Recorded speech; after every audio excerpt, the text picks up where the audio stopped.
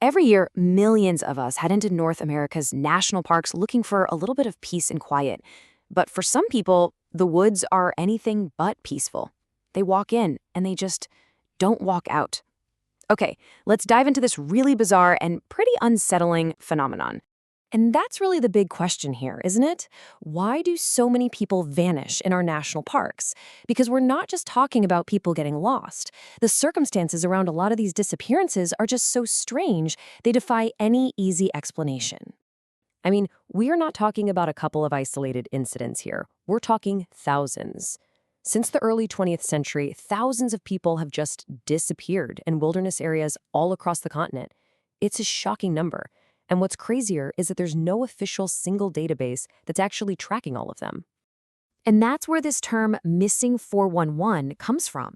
It was coined by a former police detective, a guy named David Paulides. He started digging into these cases and realized they weren't random at all. He started to see a series of really weird patterns connecting disappearances across decades and thousands of miles. So what exactly are these patterns? Well, Paulides put together a specific set of criteria that defines a missing 411 case. And believe me, this is where things start to get truly, truly strange. So what did Paulides actually find? Well, first off, he noticed these disappearances weren't just scattered randomly. They seemed to happen in clusters, in the exact same geographic areas, over and over again. And, adding to the mystery, he found out the National Park Service, the agency that runs these parks, doesn't even keep a public list of everyone who's vanished.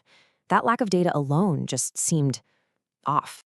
Okay, the first really unsettling pattern is the timing. A huge number of these people disappear in the late afternoon, usually between 3 and 6 p.m., right? It's not when you'd expect most accidents. Not at the crack of dawn, not in the dead of night, but in that specific little window when the light is just starting to fade. Then you've got the where. An unusually high percentage of these cases happen near two very specific things: big granite boulder fields and bodies of water, like high-altitude lakes. It's a geological connection that's just really hard to ignore. And this one. Honestly, this is maybe the most baffling detail of all. In some of the cases where victims are actually found alive, and we're talking about tiny kids, the elderly, or people with disabilities, they're discovered in places that should have been physically impossible for them to get to. I mean, think about a 2-year-old being found miles away on the other side of a mountain range just a day later. It just doesn't make any sense.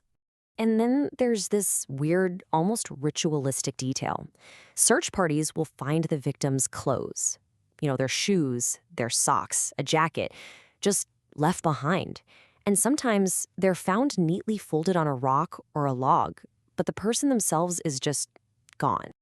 All right, so if you thought those criteria were strange enough, just wait. The details from the actual search and rescue efforts, well, they only make the mystery deeper. This is where we get into what researchers call high strangeness. Okay, picture this. The search team arrives on the scene. Their highly trained dogs, these amazing animals that can follow a scent for miles, will suddenly just stop cold. They'll start to whimper, tuck their tails between their legs, and flat out refuse to go any further. Like something they can't see is terrifying them. And then, almost like clockwork, a sudden, violent storm will just roll in out of nowhere, stopping the search and washing the whole area clean of any tracks or evidence. The victims are almost always doing something completely mundane, picking berries, fishing, or just walking literally a few feet ahead of their group, and then poof, they're gone. And here's the kicker. For the very few who are found alive after being gone for a while, they often have total amnesia. No memory of what happened, no idea where they were, nothing. Okay, it's an incredibly compelling and frankly chilling mystery. But now we have to pull back. We have to look at all of this from a more skeptical, a more grounded point of view. Is there a more rational explanation for all of this? So the most important thing here is context. The claim that people vanish near granite and water sounds really significant, right?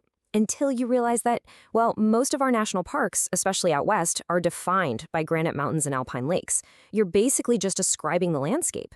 Critics say the criteria are so broad, you can make them fit almost any case if you look hard enough. It's a classic case of confirmation bias. Skeptics also point out that key details are sometimes left out, which makes a case seem way more mysterious than it is. For example, a child found miles away sounds impossible. But it sounds a lot less impossible when you find out the terrain was mostly downhill or that they were just following a deer trail. And as for the lack of a national database, it's not necessarily a big conspiracy.